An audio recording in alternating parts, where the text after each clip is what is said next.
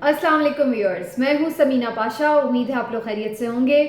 Viewers, दो तीन अहम खबरें हैं जिनके हवाले से आज बात होगी। पहले तो आपको बताएंगे कि जहांगीर खान तरीन साहब के जो भाई हैं आलमगीर खान तरीन साहब, उनका जो अफसोसनाक वाक़या पेश आया है, ख़ुदकुशी इब्तदाई तौर पर तो ये लग रही है, लेकिन क्या ये वाकई ख़ुदकुशी है या बहुत सारे सवालात हैं इसके साथ जुड़े हुए, और इसके ऊपर एक इंडिपेंडेंट इंक्वायरी की बड़ी अशद ज़रूरत है।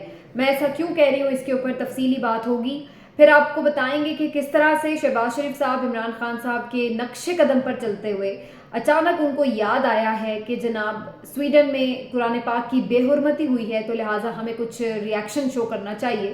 तो ऐन उन्होंने वही दिन की तारीख दे दी है रिएक्शन शो करने के लिए जो इमरान खान साहब ने दी है, इस पर भी बात होगी। नवाज शरीफ साहब की हिमायत में एक फैसला आया है जनाब, और बरी कर दिया गया है उन्हें एक केस से, और उसमें फैसले में ख़ास बात क्या है ये आपके साथ शेयर करेंगे। तो इस तरह दो तीन छोटी छोटी खबरें हैं, ये आपको बताएंगे आज के वीलॉग में। लेकिन पहले आपसे रिक्वेस्ट है कि चैनल को सब्सक्राइब कर लें और वीडियो को लाइक और शेयर भी किया करें। तो व्यूअर्स, जैसे मैंने आपसे जिक्र किया कि सबसे पहले ज़रा जहांगीर खान तरीन साहब के जो भाई हैं उनके हवाले से बात हो जाए। अच्छा जी, उनकी एक अफसोसनाक खबर आज सुबह सामने आई जब पता ये चला कि वो लाहौर में मुकीम थे, गुलबर्ग में उनकी रिहाइशगाह थी। वहाँ पर अचानक से खबर ये आई कि गोली चलने की आवाज़ आई, जिसके बाद जो मुलाजिम वहाँ पर मौजूद था घर में, उसने जाके दरवाज़ा भी नॉक करने की कोशिश की, लेकिन जब दरवाज़ा उसने बार बार खटखटाया तो अंदर से कोई जवाब ना आया और ना ही दरवाज़ा खुला। फिर उसके बाद उसने सूरत हाल को मशकूक जानते हुए खिड़की से झांकते हुए कोशिश की कि देखे कि अंदर क्या मामला है, और फिर उसको पता चला कि अंदर जो उनके भाई हैं वो खून में लथपथ पड़े हुए थे। उसके बाद उन्होंने ज़ाहिर है फौरी तौर पर फिर सबको इधर उधर इत्तला की, और उसके बाद पुलिस भी वहाँ मौके पर पहुँची, और उसके बाद देखा ये गया कि उनकी जो बॉडी थी वो वहाँ पर मौजूद थी।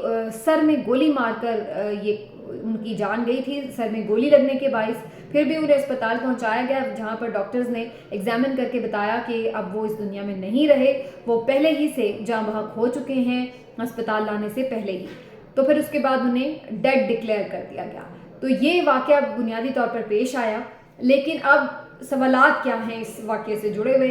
वो कहते हैं ना कि गरीब बेचारा तो मर भी जाता है तो कोई इतनी ज़्यादा तफ्तीशें नहीं होती, इतना ज़्यादा कोई लोग सस्पिशियस नहीं देख रहे होते मामला, लेकिन अमीर का तो मरना भी शायद आसान नहीं है। और अक्सर हमने देखा है कि बड़ी बड़ी शख्सियात जब इस जहान फ़ानी से कूच करती हैं तो पीछे उनकी अजीब व गरीब पुरअसरार सी दास्तानें रह जाती हैं। बहुत सारे ऐसे मामलात और राज उनके साथ ही चले जाते हैं जिनके बारे में लोगों को कभी जवाब नहीं मिल पाते।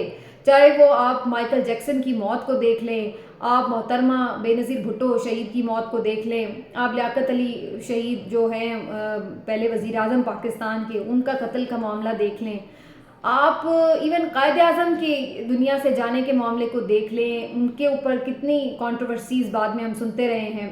फिर इसी तरह से अभी ये हाल ही में जो अगर रिसेंट जो वाक़यात हुए इनमें डॉक्टर आमिर लियाकत जिस तरह एक पुरअसरार सी मौत मरे हैं, वो भी एक अजीब सी कहानी है कि समझ नहीं आता कि ऐसा क्या हुआ, किस तरह से उनकी मौत वाक़ हो गई। फिर इसी तरह से और कई मशहूर शख्सियात दुनिया भर में भी आप देख लें तो इसी तरह से ही है, वो लेडी डायना की मौत हो, ये इस तरह के कितने ही वाक़यात आपको ऐसे मिलेंगे जो कि बड़ी अननेचुरल सी उनकी डेथ स्टोरी लगती है, जिसमें ऐसा लगता है कि कुछ ऐसी चीज़ें रह गई हैं जो अभी तक जवाब तलब हैं, जिनके जवाब शायद नहीं मालूम हो सके उन लोगों को जो उनके बारे में जानना चाहते थे कि उनकी मौत आखिर कैसे हुई। तो अब अमीरों की मौत के साथ तो बहुत सारे मामलात जुड़े होते हैं, रुपए पैसे के मामलात होते हैं, बहुत सारे उनके कारोबारी मामलात हो सकते हैं, कुछ फैमिली मैटर्स हो सकते हैं, लेकिन गरीब बेचारा जैसे भी मर जाए उसकी तो मौत जो है वो किसी के लिए इतनी, शायद उसकी अपनी फैमिली के अलावा शायद किसी के लिए इतनी परेशान कुनी नहीं होती। और लोग आमतौर पर जो हुकूमती शख्सियात भी होती हैं वो भी, और जो पुलिस वगैरह के मामलात में भी अगर हो मामला, तो वो इतने ज़्यादा उसको थॉरो इन्वेस्टिगेट भी नहीं शायद करते, और उस तरह से चीज़ें उनके साथ में भी जुड़ी भी ना होती हूँ। लेकिन अब जहांगीर खान तरीन साहब के मामले पर अगर वापस आएँ तो इस मामले में बड़ी चीज़ें हैं जिनके ऊपर खुल के जवाब आने चाहिए और हर पहलू से तफ्तीश होनी चाहिए। अफसोसनाक वाक़या है ये जी, और जिस तरीके से ये उनका इंतकाल हुआ है, ज़ाहिर है कि हर कोई जो भी सुनता है उसको एक दुख होता है। अब मामला क्या है? मामला ये है कि पहली बात तो ये है कि उनके نام پر اربوں روپے کی جائیداد ہے، اربوں خربوں کی جائیداد ہے جو عالمگیر خان ترین صاحب ہیں. کیونکہ جہانگیر خان ترین صاحب کے بارے میں بھی آپ جانتے ہیں کہ وہ بھی ایک بہت ہی امیر کبیر شخصیت ہیں پاکستان کی، اور اسی طرح سے ان کے بھائی بھی، ان کے نام پہ بھی اربوں روپے کی جائیداد ہے. پھر دوسری بات یہ ہے کہ وہ شادی شدہ نہیں تھے، غیر شادی شدہ تھے. تو یہ اربوں روپے کی جو جائیداد تھی وہ ظاہر ہے صرف انہی کے نام تھی. آگے ان کی کوئی فیملی، کوئی ان کی بیوی، کوئی بچے ہوتے تو آپ کہہ سکتے کہ بھئی وہ آگے جانی ہے. تو ابھی تک تو وہ آگے کسی کو ٹرانسفر نہیں کر سکتے تھے وہ جائیداد. پھر تیسری بات یہ ہے کہ جو اب یہ کہا جا رہا ہے کہ ان کی دسمبر میں شادی ہونا تھی، کوئی معاملہ طے پا گئے تھے ان کے، اور فائنلی شاید وہ دسمبر میں شادی کرنے جا رہے تھے. تو یہ بھی ایک بڑی مسٹیریس سی بات ہے کہ ساری زندگی انہوں نے شادی نہیں کی، اب تو ان کی خاصی ایج بھی ہو گئی، اور اب کہیں جا کر انہوں نے یہ فیصلہ کیوں کیا کہ وہ شادی کریں گے. اور پھر جب انہوں نے کر ہی لیا تو پھر اس موقع پر آخر انہیں ایسی کیا ضرورت پیش آئی کہ انہوں نے خودکشی کر لی. کیونکہ بظاہر تو یہی اس میں جو سامنے فیکٹس آ رہے ہیں کہ جی انہوں نے خودکشی کی ہے. تو اب یہ سوال ضرور ہے کہ آخر خودکشی کی وجہ کیا بنی، کیوں انہوں نے خودکشی کی. عام طور پر خودکشی آپ بہت زیادہ کسی ایمنس ڈپریشن کی وجہ سے کرتے ہیں، جب آپ بالکل مایوس ہو جاتے ہیں، جب آپ کو لگتا ہے کہ کوئی حل نہیں ہے آپ کے کسی بھی مسئلے کا، تو وہاں پر اور وہ ایکسٹریم لیول پر آپ کو جب یہ پنچ کر رہا ہوتا ہے کہ آپ اس اذیت میں نہیں رہ سکتے، تو آپ کہتے ہیں کہ میں ایک دفعہ موت کی اذیت کو گلے لگا لیتا ہوں لیکن میں اس طرح زندہ نہیں رہنا چاہتا. تو خودکشی کرنا اتنا آسان نہیں ہوتا، اس کے لیے بڑی ایک ایکسٹریم لیول کی آپ کی ڈس اپوائنٹمنٹ ہوتی ہے، پھر کہیں جا کر آپ ایسا بڑا سٹیپ اٹھانے کے لیے تیار ہو پاتے ہیں کہ جس میں آپ اپنی زندگی ختم کر لیں. تو یہ کوئی اس طرح کا معاملہ نہیں ہے کہ کسی بھی چھوٹی موٹی معاملے پر آپ جو ہے وہ اپنی زندگی ختم کرنے بیٹھ جائیں. دوسری بات یہ کہ جو ایک خط ان کی باڈی کے پاس سے ملا، اس نے معاملے کو اور مشکوک بنا دیا. حالانکہ وہ خط تو بظاہر ایسا ہونا چاہیے تھا کہ جس میں وہ کلیئرٹی سے بتا دیتے کہ مسئلہ کیا، اور اس کے بعد سب کو یقین آ جاتا کہ اسی وجہ سے خودکشی ہوئی ہے، لیکن اس نے معاملے کو اور مشکوک بنا دیا. اس خط میں یہ تحریر تھا کہ انہوں نے اپنی بیماری سے تنگ آ کر، اپنی بیماری کی وجہ سے جو ہے وہ خودکشی کی. اب یہ بالکل ایک انڈرسٹینڈیبل بات ہے جو یقین کرنے کے لیے کافی نہیں ہے کہ ایک شخص جو اربوں روپے کا مالک ہے، اربوں کی پراپرٹی اس کے نام ہے، کتنے بینک اکاؤنٹس اس کے پاس ہیں، جس کے پاس دنیا کی جدید ترین طبی سہولیات میسر ہو سکتی ہیں، وہ جہاں چاہے جس ملک میں جا کر علاج کروا سکتا ہے، چاہے اس کی کوئی کتنی ہی جان لیوا بیماری کیوں نہ ہو، اور وہ بہترین ٹریٹمنٹ اپنا کروا سکتا ہے. تو ایسا ایک شخص جس کو کوئی طبی معاملے میں کوئی ایسی کوئی محدود اس کی وسائل نہیں ہے کہ جس کی وجہ سے وہ اتنا پریشان ہو، تو اس کو آخر کیا ایسی ضرورت پیش آئی کہ وہ اپنے آپ کو مار رہا ہے. اور ایسی ان کی کوئی حالت نہیں تھی کہ جس کے اوپر بندہ کہے کہ یار وہ اپنے آپ پر اتنا تنگ آ چکا تھا اپنی محتاجی سے یا اپنی حالت سے کہ اس نے عافیت جانی کے علاج کروانے سے بہتر میں مار لوں. یا تو اس طرح کی کوئی ان کی حالت ہوتی کہ جس پہ ایسے لگ رہا ہوتا تو پھر بھی بات سمجھ میں آتی. بظاہر تو وہ ٹھیک ٹھاک تھے، سارے کام بھی انجام دے رہے تھے، اپنے معاملات بھی دیکھ رہے تھے، بہت سارے جو ان کے بزنسز تھے ان کو بھی وہ ڈیل کر رہے تھے. تو ایسی تو ان کی حالت نہیں تھی کہ وہ بستر پہ ایسے ہی پڑے ہوئے تھے کہ جی اپنے آپ سے وہ تنگ آ گئے تھے کہ اب میں وجود میں میرا ایک بس بوجھ بن گیا. تو اس لیے بیماری ایسی کوئی جان لیوا نہیں تھی. پھر بیماری اگر ہوتی بھی جان لیوا تو وہ بیسٹ ٹریٹمنٹ لے سکتے تھے. تو یہ بات جو ہے وہ ہضم نہیں ہو رہی کہ ایک بیماری کی بنیاد کے اوپر وہ شخص اپنی جان لے لے کہ جی میں بیمار ہوں تو اس لیے. تو یہ باتیں بڑی کویسچنیبل ہیں. تو اس کے اوپر پھر مزید سوالات اس لیے اٹھ جاتے ہیں کہ آخر کہیں ایسا تو نہیں ہے کہ کوئی ان کی جائیداد ہتھیانا چاہتا ہو کہ اگر یہ شخص دسمبر میں شادی کر لے گا تو جائیداد آگے پھر جائے گی اس کے بیوی بچوں کے پاس. کہیں ایسا تو نہیں ہے کہ اسی بنیاد کے اوپر ایسی فلمی سٹوریز تو ہوتی ہیں، لیکن فلمی سٹوریز بھی تو کوئی حقیقت سے ہی آپ آئیڈیاز لیتے ہیں. تو یہ ہر پہلو سے تفتیش ہونی بڑی ضروری ہے. اب اس میں بہت سارے لوگ بڑے نام بھی لے رہے ہیں کہ کہیں خود جہانگیر ترین تو اس میں ملوث نہیں ہیں، کہیں کچھ ایسا تو نہیں. تو بغیر ثبوت کے میں تو کسی پہ الزام لگانے کی روادار نہیں ہوں اور نہ میں اس کو ٹھیک سمجھتی ہوں، لیکن یہ میں ضرور سمجھتی ہوں کہ انویسٹیگیشن بڑی صحیح اس میں ہونی چاہیے غیر سیاسی بنیادوں پر اور ہر پہلو سے. لیکن جس طرح کا ہمارا یہاں کا سسٹم ہے، مجھے آپ یقین مانیے کہ 1% بھی امید نہیں ہے کہ ایسی کوئی غیر سیاسی قسم کی اور بالکل کسی بھی اثر و رسوخ سے پاک قسم کی انویسٹیگیشن ہو سکے گی. مجھے پورا یقین ہے کہ کوئی اس کا جو تھورلی جواب ہے سامنے نہیں آ سکے گا، اور شاید یہ موت بھی ایک پراسرار موت بن کے رہ جائے گی. لیکن اگین افسوسناک واقعہ ضرور ہے. یہ عالمگیر خان ترین صاحب جو تھے یہ ملتان سلطانز کے آنر بھی تھے، اور اس کے ساتھ اس کے علاوہ بھی ان کے بہت سارے بزنسز تھے. تو یہ ایک عجیب سی سٹوری سامنے ضرور آئی ہے. لیکن اس میں بہت سارے ifs اینڈ بٹس ہیں. تھوڑا آگے چلتے ہیں جی. اب ذرا بات کرتی ہوں میں کہ انویسٹیگیشنز کی جہاں بات ہو رہی ہے، تو جب ہمارا یہی سسٹم فرسودہ نظام کسی کو پکڑنے پر آتا ہے تو اسے بلا وجہ کس طرح گھسیٹنا ہے، کس طرح رگیدنا ہے، کس طرح اس کو رگڑا لگانا ہے، تو یہ آپ کو یہ نظام سب کرتا ہوا نظر آئے گا. کسی کا قصور ہے یا نہیں ہے، کوئی دور پار کا رشتہ دار بھی ہے، اس کو کیسے انوالو کرنا ہے اور کس طریقے کی اس کی چترول کرنی ہے کہ بندہ خود ہی ہر دنیا کا جو الزام ہے اپنے سر پہ لینے اور جرم اعتراف کرنے کے قابل ہو جاتا ہے. یہ وہ والا سسٹم ہے ہمارا. تو جب یہ سسٹم کسی کو ریلیف دینے پر آتا ہے اور جب آپ یہ سسٹم طے کر لیتا ہے کہ آپ کسی کو ہاتھ نہیں لگانا ہے، اس کے معاملات فٹ ہو گئے ہیں، تو پھر اس کے بعد کیسے ریلیف بہتا ہے، گنگا بہتی ہے ریلیف کی، وہ پھر آپ دیکھا کریں.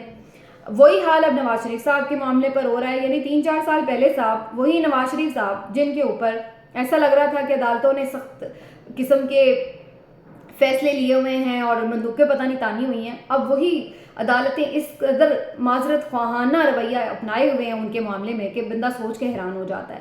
ابھی ان کی ریسنٹلی ایک کیس میں بریت ہوئی ہے، اور یہ وہ کیس ہے جس میں انہوں نے غیر قانونی اراضی مبینہ طور پر الاٹ کی تھی اور میر شکیل الرحمان کے نام الاٹ کی تھی. اس کے اوپر جو تھا ان کے اوپر کیس تھا، اور اس کے بعد اب اس کیس کو بالکل ختم کر دیا گیا اور یہ بتایا گیا کہ جناب یہ ان کے اوپر کوئی چارج ثابت نہیں ہو سکا اور ان کو باعزت بری کیا جاتا ہے. اور مزے کی بات یہ ہے کہ چلے یہاں تک تو ہو سکتا ہے بھائی واقعی انہوں نے نہ کوئی غیر قانونی کام کیا ہو. مجھے یہ بات پہ کوئی میں بضد نہیں ہوں کہ نہ میرے سامنے انہوں نے کچھ ایسا کیا ہے، میں تو شاید اس وقت پیدا بھی نہ ہوئی تھی. لیکن بات یہ ہے کہ جو میں نے فیصلہ پڑھا، آپ یقین کریے میں تو اس کی لینگویج کے اوپر حیران ہوئی.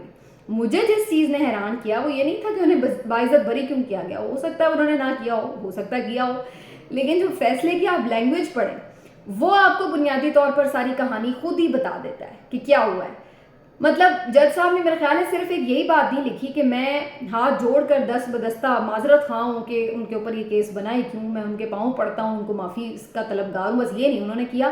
باقی انہوں نے فیصلے میں ساری ان کی صفائی خود ہی لکھ ڈالی ہے کہ یہ ایک سیاسی بنیاد پر بنایا گیا کیس تھا، یہ صرف ان کو وکٹمائز کرنے کا طریقہ تھا، یہ ان کی کیریکٹر اسیسینیشن کی کوشش تھی، یہ تھا، یہ وہ تھا، اور اس طرح کے.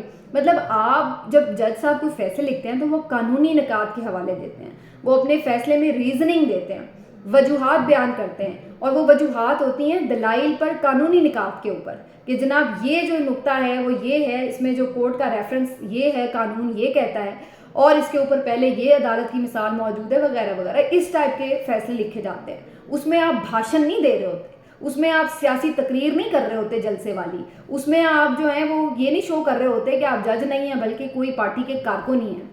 تو مجھے بنیادی طور پر ریلیف پہ شاید اتنا اعتراض نہیں ہے جتنا اعتراض اس فیصلے کی لینگویج کے اوپر ہے، اور وہی لینگویج بیسکلی وہ ڈپکٹ کر رہی ہے مائنڈ سیٹ کہ یہ فیصلہ کتنا میرٹ پر آیا ہوگا. اسی سے آپ اندازہ لگا لیں کہ جس نے اس انداز کا فیصلہ لکھا ہوگا تو وہ کتنا میرٹ پر پھر فیصلہ ہوا ہوگا، یہ اندازہ لگانا کوئی مشکل نہیں ہے. اب میرا خیال ہے جج صاحب ایک گاڑی بھی بھجوا دیں، ایک طیارہ بھی بھجوا دیں ان کو واپس بلانے کے لیے، اور ان کے اوپر پھول بھی برسائیں کہ وہ تشریف لے آئیں واپس اپنے ملک کو، اتنی عزت بخش دیں کہ وہاں پر دوبارہ اپنے مبارک قدم جو ہیں وہ رنجا فرما دیں میاں صاحب. تو یہ والی ایک بس رہ گئی ہے کسر، باقی کوئی انہوں نے کسر نہیں چھوڑی فیصلے میں. تو یہ ہمارے سسٹم کی وہ ناکامیاں ہیں اور وہ لوپ ہولز ہیں جو کہ مجھے اس بات پہ سوچنے پہ مجبور کر رہے ہیں کہ جو پہلی میں نے بات کی کہ وہ بھی فیصلے میرٹ پہ نہیں ہوں گے، تو اسی طرح یہ فیصلے بھی اسی طرح کے ہیں جن کو آپ کویسچنیبل ہی سمجھتے ہیں. اور آگے بڑھتے ہوئے جو عمران خان صاحب کے معاملہ ہے اس پہ اوپر بھی یہی کچھ ہے کہ کیسز کے اوپر کتنا وہ اسٹرانگ کیس ہے نہیں ہے اس کے اوپر تو بات نہیں ہو رہی. 150 کیس بلکہ اب تو 250 ہو گئے ہیں، کچھ کیسز بنا دیے آپ نے. کیسے ممکن ہے کہ ایک شخص جو ہے وہ اتنے جرائم کر لے، 250 جرائم کر لے، اور وہ بھی چند مہینوں کے اندر، اور اس کے بعد آپ اس کو دیکھیں کہ وہ ادھر ادھر جا رہا ہے تو وہ ہر اس کا ایک قدم اٹھانا، واش روم تک جانا بھی ایک کیس ہی بن رہا ہوتا ہے. تو یہ والی صورتحال اس کے ساتھ آپ نے کی ہوئی ہے. تو یہی ہے سسٹم کے بدنما داغ ہیں جو ہم مزید ہلکے کرنے کے بجائے ان کو اور گہرا کر رہے ہیں. یہ ہمارا سسٹم جو ایکسپوز ہو رہا ہے بیسکلی سارے رجیم چینج کے بعد جس بری طرح سے ایکسپوز ہوا ہے، شاید اس سے پہلے کبھی اس طرح سے ایکسپوز نہ ہوا ہو. تو اب عمران خان صاحب نے ایک کال دے رکھی ہے جمعے کے بعد کی کہ جو قرآن پاک کی بے حرمتی کی گئی سویڈن میں، اس کے اوپر پہلے تو اس حکومت کو کوئی ہوش نہیں تھا، نہ ہم نے کوئی اس کا ریاکشن آفیشلی دیکھا تھا، اس طرح سے کوئی زیادہ اسٹرانگ وائس دیکھی تھی. پھر ان کی جانب سے جب یہ اعلان کیا گیا تو اس کے بعد ہم نے دیکھا کہ شہباز شریف صاحب کو بھی خیال آیا، انہوں نے پارلیمنٹ میں اس کے اوپر تقریر بھی کی اور انہوں نے بھی پھر اس پہ ایک احتجاج ریکارڈ کرانے کا فیصلہ کیا، اور پھر مزے کی بات انہوں نے بھی جمعے کی ہی کال دے دی ہے. تو اب کل جمعے کے روز تمام لوگوں کو اس پر باہر نکلنا ہے، اور میں یہ سمجھتی ہوں کہ یہ ایک ایسا معاملہ ہے جس پر تمام مسلمان یونائٹڈ ہیں. تو آپ چاہے فالوورز ہوں پی ٹی آئی کے، چاہے پی ایم ایل این کے فالوورز ہوں، چاہے آپ کو عمران خان کی کال اچھی لگے یا شہباز شریف کی دعوت اچھی لگے، دونوں صورتوں میں باہر نکل کر اپنا احتجاج ریکارڈ کرانا چاہیے، کیونکہ یہ جو معاملہ ہے یہ سیاسی تفریق سے بالا تر ہو کر سوچنے اور دیکھنے کا معاملہ ہے جس پر آواز اٹھانے کی ضرورت ہے.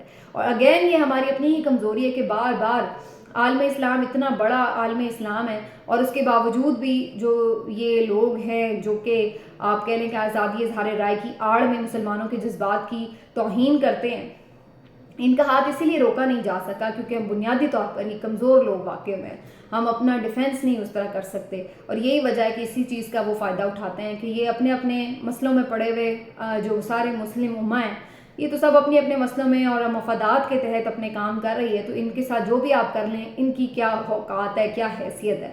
تو کچھ اسی قسم کی سچویشن جو ہے وہ اس معاملے میں لگ رہی ہے. اور لاسٹلی میں آپ کو بتا دوں کہ نجم سیٹھی صاحب کے ساتھ بھی فائنلی وہی ہو گیا جس کا انہیں پتہ چل چکا تھا، ان کی چھٹی ہو گئی ہے. ذکا اشرف صاحب نے چیئرمین پی سی بی کی ذمہ داریاں سنبھال لی ہیں. اب نواز شریف صاحب کی پوری کوشش ہے کہ انہیں کسی اور جگہ پہ ایڈجسٹ کر دیا جائے. کچھ لوگ تو کچھ دن پہلے یہ بھی خبر دے رہے تھے کہ نگران وزیر اعظم کے نام پر بھی غور کیا جا رہا ہے نجم سیٹھی کے لیے، لیکن اب اس کے اندر کئی اور کینڈیڈیٹس بھی سامنے آ چکے ہیں. تو فی الحال ان کے لیے کوئی اچھی ٹھنڈی ہوائیں نہیں ہیں نجم سیٹھی صاحب کے لیے. لیکن بہرحال کیا کمایا آپ نے؟ 1.5 سال اگر آپ 1 سال بن بھی گئے چیئرمین پی سی بی تو کیا آپ نے کما لیا؟ مطلب آپ اگر صحافی ہیں تو صحافت کرتے رہتے چپ کر کے، آپ نے بلا وجہ اپنی صحافت بھی داؤ پہ لگائی ہوتی ہے، پھر اس کے بعد آپ عہدے لیتے ہیں اور پھر عہدے لے کر اس کے بعد پھر آپ دوبارہ صحافی بن جاتے ہیں اور جا کے کہتے ہیں کہ جی ہم جس پارٹی کے احسان تلے دبے ہوئے ہیں ہم اس کے خلاف بھی بات کر سکتے ہیں، ہم صحافی ہیں. تو اس طرح کی ٹوپیاں جو ہے نا یہ اب لوگ لینے کے لیے تیار نہیں ہیں. تو آپ نے کیا کمایا؟ جو آپ کی تنقید تھی وہ تو اب بے وقت ہو کے رہ گئی ہے، کیونکہ جب آپ لوگوں سے فیورز لے لیتے ہیں تو پھر اس کے بعد آپ کی تنقید میں وہ دم نہیں رہتا ہے اور پھر آپ کا اپنا کیریکٹر ایکسپوز ہوتا ہے کہ آپ لوگ عہدے لے کر، کوئی معاون بن کر، کوئی چیئرمین بن کر، کسی عہدے اس کا کوئی چیئرمین پی سی بی بن کر، کوئی چیئرمین پیمرا بن کر، کوئی کچھ بن کر اگر آپ اس قسم کے عہدے لیتے ہیں تو پھر آپ انڈیپینڈنٹ صحافی کیسے ہو سکتے ہیں؟ یہ سوچنے کی بات ہے صحافیوں کے لیے بھی. لیکن بہرحال جی گڈ بائے نجم سیٹھی صاحب، ملتے اگلے ویلاگ میں، اپنا خیال رکھیے، اللہ حافظ.